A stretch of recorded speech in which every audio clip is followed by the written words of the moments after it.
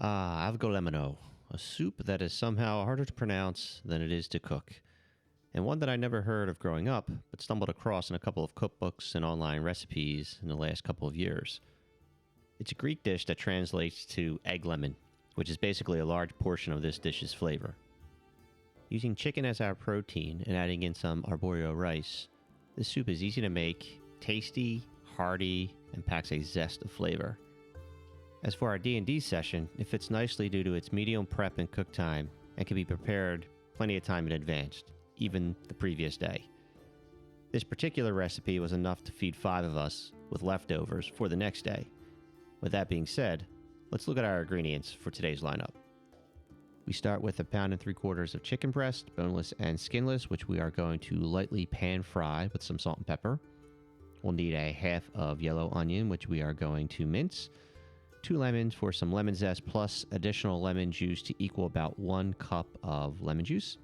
3 cloves of garlic, a cup of arborio rice, that's the same rice you use for risotto, 8 cups of chicken stock, 2 eggs, and for our spice blend, we have a combination of 1 teaspoon of salt, pepper, 2 teaspoons of oregano, and 1 tablespoon of garlic powder. Start by getting our chicken ready by patting it down, removing any excess moisture. This will help get a nice sear on that chicken. After that, go ahead, lightly salt it, put a little pepper, and yes, I know raw chicken can be disgusting, so please, most importantly, wash your hands, you filthy animal. Once your pan has been heated on medium, go ahead, pop on your chicken, and let it go for about 5 minutes. Don't touch it, don't even look at it, let it cook and sear. While we're waiting for our chicken to cook, go ahead and start zesting our lemons. We need about 2 tablespoons of lemon zest, and 2 lemons should provide enough. This is a good time to mention that if you don't have a microplane, go ahead and get yourself one. Not only is it great for zesting fruit, it's also useful for other things like garlic. Not that mincing is difficult, but zesting can be just as quick and gives you more of a puree texture if that's what you're looking for. When zesting your lemon, just be sure not to go too deep. We don't want the pith, or albedo as it's called, so just start at one place and slowly work your way around the lemon. If you start to collect too much zest, turn your microplane over, and pour it out, and continue onward. Easy peasy, and kind of relaxing as well. Once you're done one lemon, go ahead and do the other. Collect all the zest and put it aside for later. As a reminder, we're going to use those 2 lemons for their juice as well. We need a total of 1 cup of lemon juice, so hold on to those puppies. Once your zesting is done, go ahead and check your chicken. It's probably time to turn it over. We're going to give those another 5 more minutes. Now while the other side is cooking, go ahead and dice up your onion. Nothing fancy, just cut small slits down the side, turn it over, and start dicing. Use your knuckle as a guide and keep the rest of your fingers behind. Grab it like a claw, and once you run low on space, go ahead and just rough chop them into smaller pieces. This is a soup, so it's going to end up blending with everything else, so don't sweat on making the chops perfect. And if your chicken's still cooking, we can do the same thing for the parsley. Bundle it up and just rough chop it into smaller and smaller pieces. This is just a garnish, so we won't need a ton, just enough for each plate, if you do want to get fancy.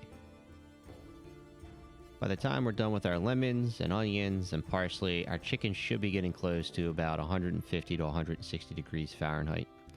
If you don't have a meat thermometer, go ahead and get one. You can see here I'm almost done, and with it going to cook in the soup for a little bit, you can probably take it off the pan at around 155 or 160. As I mentioned earlier in the video, if this becomes a little bit too much to juggle, you can always cook the chicken way ahead in advance, put it in the fridge, and then we can reheat it in the soup later on. I was doing everything the same day, but to each their own. Now that our prep is finally done, we can start actually cooking the soup. Start with a small amount of butter or oil and cook your onions for about 5 to 7 minutes. Once they start to sweat a bit, we're going to want to throw in our garlic and let that cook for a couple of minutes. Then add in your chicken stock and season with a little salt and pepper.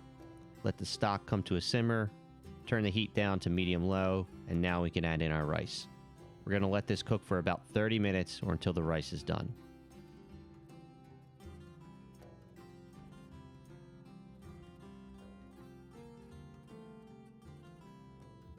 Once your rice is almost done, we want to make our egg mixture. Take 2 cups of your soup broth and put it in the bowl, and grab your spices and lemon zest. Add your lemon juice and the 2 eggs and mix them until everything is incorporated. Once that's done, we're going to temper our eggs by slowly adding in the warm broth. This will cook our eggs without turning them into a scrambled, mushy egg mix.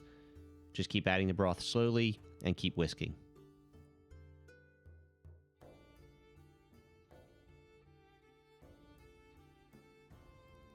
Once your rice is cooked, we can slowly begin to add our egg mixture. This is what brings everything together. Just keep adding and keep stirring. Once everything has been added, you can shred or slice your chicken thin and add it into the pot.